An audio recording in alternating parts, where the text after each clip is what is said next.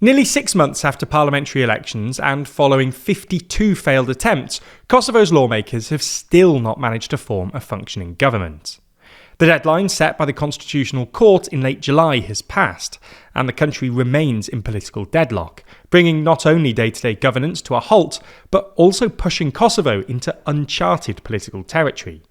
So in this video, we're going to look at why Kosovo is caught in this stalemate, whether there's any hope of breaking it, and why the impasse puts both Kosovo's role in the region and its path towards European integration at risk.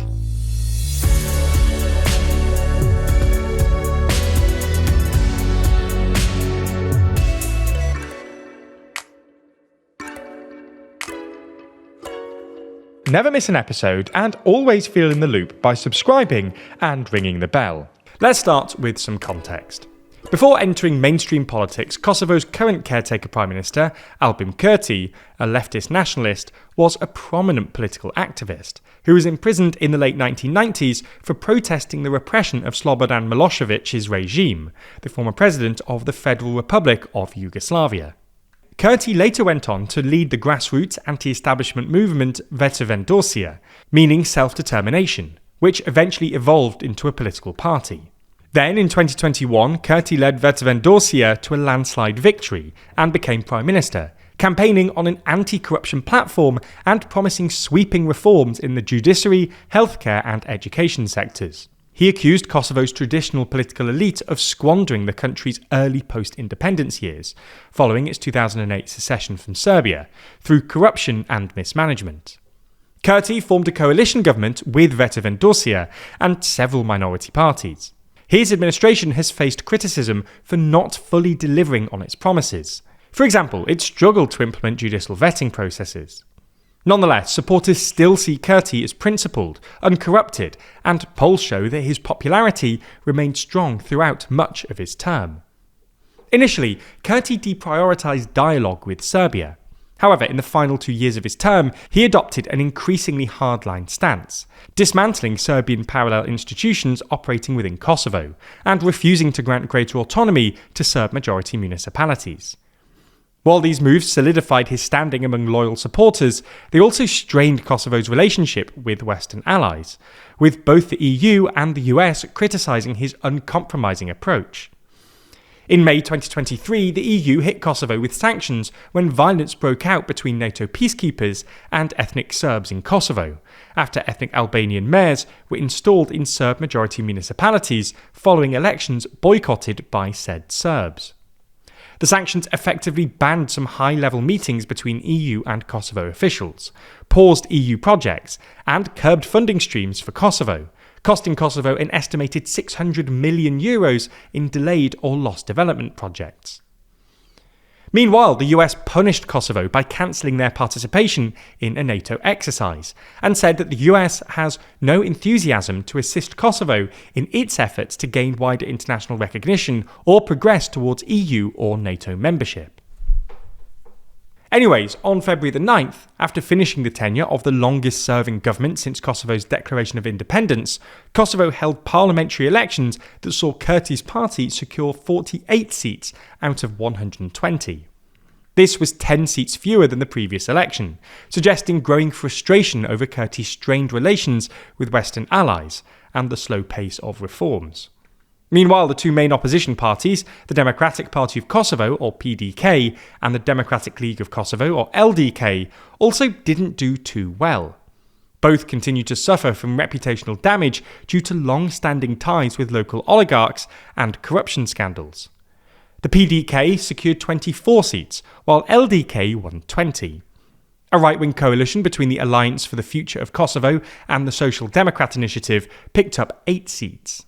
Finally, the remaining 20 seats, reserved for minority communities, were divided among parties representing those groups, with 9 going to the main Serbian minority party and the other 11 split among other smaller minority parties.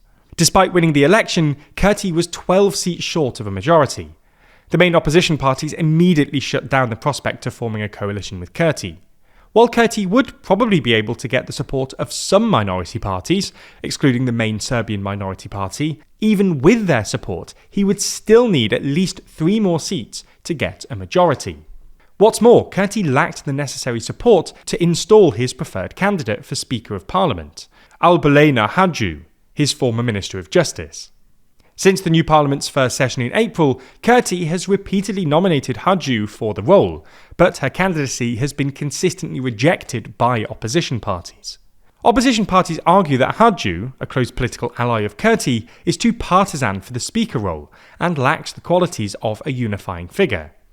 Haxhiu has also faced criticism for failing to advance judicial reforms during her ministerial tenure, and has also been accused of interfering in the judiciary, allegations she blames on obstruction by opposition parties. Despite this, Kurti has remained firm in backing her, and this prolonged standoff has led to a legislative impasse. Without an elected speaker, Parliament cannot be officially constituted, and no government or Prime Minister can be sworn in. In May, Vetevendorsia proposed forming a parliamentary committee to conduct a secret ballot for electing the Speaker as a way out of the stalemate. However, opposition MPs refused to submit candidates or participate in the vote, accusing Kurti of a power grab and holding Parliament hostage by refusing to compromise. Then, by late June, the Constitutional Court stepped in and imposed a deadline. The Parliament had to be formed by July the 26th. Kurti made a last-ditch effort to strike a deal with the Social Democrat Initiative Party, but talks collapsed when Kurti refused to support the party leader's demand to be appointed Speaker.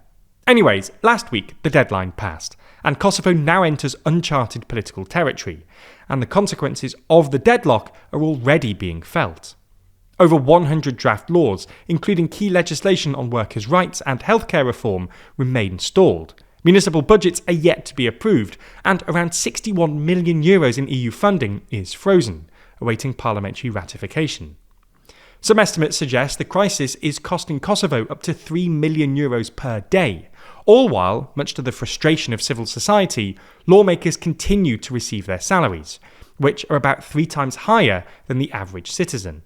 Opposition leaders have warned that the ongoing absence of a functioning government is eroding Kosovo's legitimacy and its international standing. Without a stable administration, Pristina is rapidly losing ground on 3 critical foreign policy fronts: gaining further international recognition, the normalisation of relations with Serbia, and its stalled EU integration process. With relationships with Western allies already strained, this is especially worrying. Furthermore, weak institutions could make Kosovo more vulnerable to political pressure from Belgrade. Meanwhile, neighbours like Montenegro and Albania, frontrunner EU accession countries, are both advancing steadily in EU talks. If Kosovo continues to lag, it could soon face hard borders with these countries that might lead many Kosovars to leave in search of better opportunities, risking a decline in population and leaving the country even more unstable. It's unclear what will happen next, but early elections are looking increasingly likely.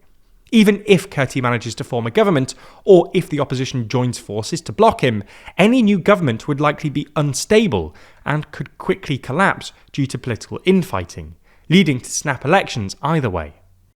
If you want to know more about this topic, then there's plenty of other outlets reporting on it too.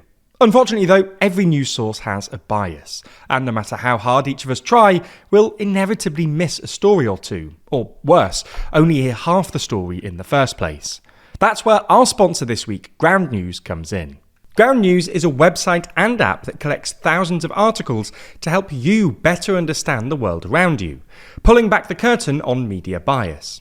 For example, this story about Kosovo's political deadlock has been covered by more than 12 sources. We know that more than 3 of these have been reported by the left, and none have been reported by the right. Every story also comes with a detailed view of the bias distribution, factuality scores, and even specific ownership information. But my favourite part of the app and website is the aptly named blind spot feed. It presents you with stories and articles that haven't been reported on by one side of the aisle or the other. For instance, if you lean right, you might have missed this story about the Vatican becoming the world's first carbon-neutral state. When it comes to blind spots, it's not just about discovering different stories. It's also about discovering just how political bias frames the stories themselves. Having a tool that helps you spot this and helps you take action really is a game changer. It's no secret that here at TLDR News, we're constantly thankful for Ground News. It's such an incredibly useful platform that captures information you can't get anywhere else, and keeps you informed in a media landscape that's constantly trying to attract your attention and sway you towards or away from certain political viewpoints. If you're interested in everything that Ground News has to offer, you can get 40% off the Unlimited Access Vantage plan using the link in the description, or by scanning the QR code. This offer is only available here, so make sure you go to ground.news/TLDR or click the link in the description to get started and support an independent news platform working to make the media landscape more transparent.